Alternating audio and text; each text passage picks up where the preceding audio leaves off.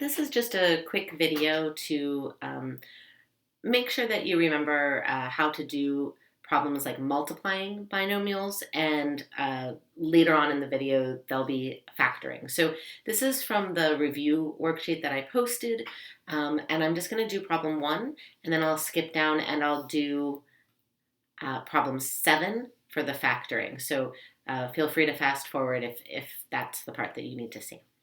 Okay, so remember that when I'm multiplying a binomial times a binomial, I'm really needing to distribute this whole first binomial into the second binomial. So the whole thing is getting multiplied in to both the first part and the second part. So in other words, I have the 6p that has to be multiplied by negative 8p minus 6. And then I also have this negative 4 that needs to be multiplied by negative 8p minus 6. So I have to distribute, again, this first binomial is what's actually being multiplied by each term in the second binomial.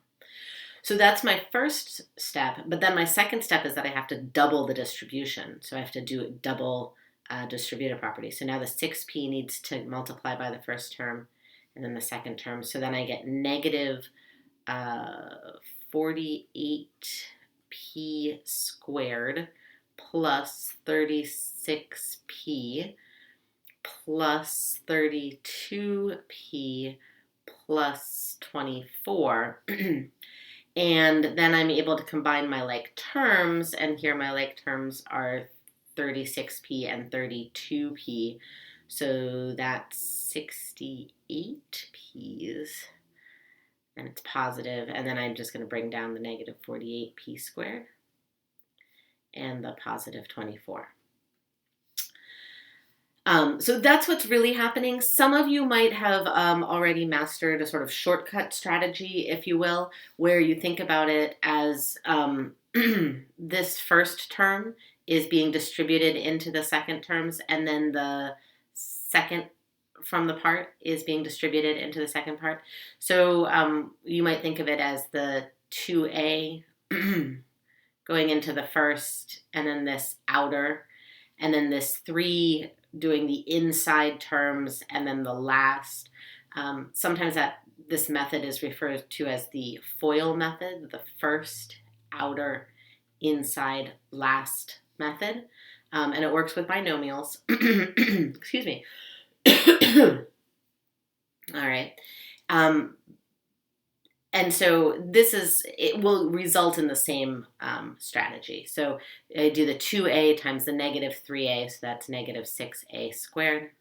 And then I do the 2a times the positive 7, so that's positive 14a. And then I do the 3 times the negative 3a, which is negative 9a. And last I would do the 3 times the 7, which is positive 21, and then I would again combine my like terms here, so that would be positive 5a, and then bring everything else down, negative 6a squared plus 5a plus 21. Okay, so either method works fine. To be completely honest, I use the FOIL method. Most times I consider it a handy shortcut to have, but I think it's important to recognize the reason that it works, and that's this first one. So then looking ahead to factoring, remember that when we're factoring, we've already combined this middle term. We've found we had two terms that added together to give me positive 1. So in other words, I need to figure out what the two numbers are that added together to give me this coefficient in the middle, which is positive 1. Fortunately, I have a clue because I know that they had to multiply together to give me, I guess I should say 1x, just to keep the variables in play. But remember that they also had to multiply together to give me x squared times negative 6x. They have to multiply to these outside two terms first, because when we're multiplying, it's the first, outer, inner, last. So these two outside terms have to multiply together. So they have to be products, whatever these two numbers that add up to positive 1x have to be products of negative 6x squared. So I need to find two things that multiplied together give me negative 6x squared and added together give me positive 1x.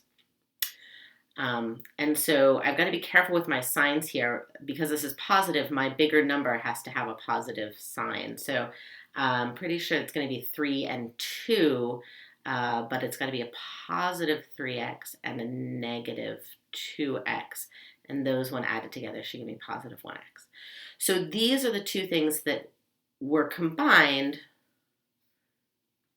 to make that positive x. So I'm going to basically uncombine that positive x now by just saying I've got x squared plus 3x minus 2x minus 6. So all I did was I replaced this positive x with the split up terms.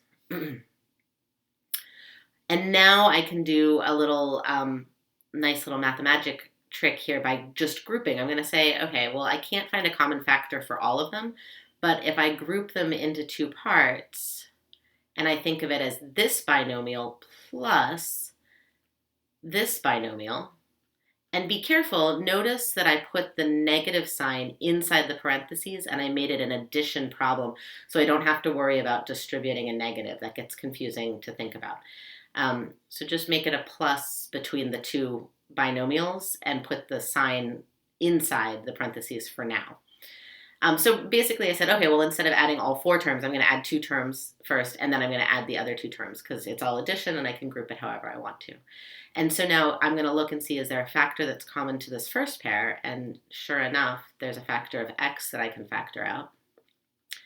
And I'm going to look at these and I'm going to say, is there a factor that's common to these pairs? And there is, and now here's where I can get a little sneaky with my signs because there's actually a negative 2 that's common to both of those. So that leaves me with x plus 3. And now, like in that first example that I showed on the last page, this binomial is common to both of the terms. So this binomial was distributed. So I'm going to undistribute that binomial. So I have x plus 3 times what was left behind, right? Each term, if I divide each of those terms, I get those other pieces. So times x. And instead of writing plus negative 2, I'm just going to write minus 2 here. Okay. So I think that should work for you. If not, feel free to ask questions. I'll be available during class time. And there are a couple of other video links that I've posted for review if you want to take the time and sort of reteach yourself this if you're feeling kind of fuzzy with this. Okay, great. I hope that helps. Thanks so much.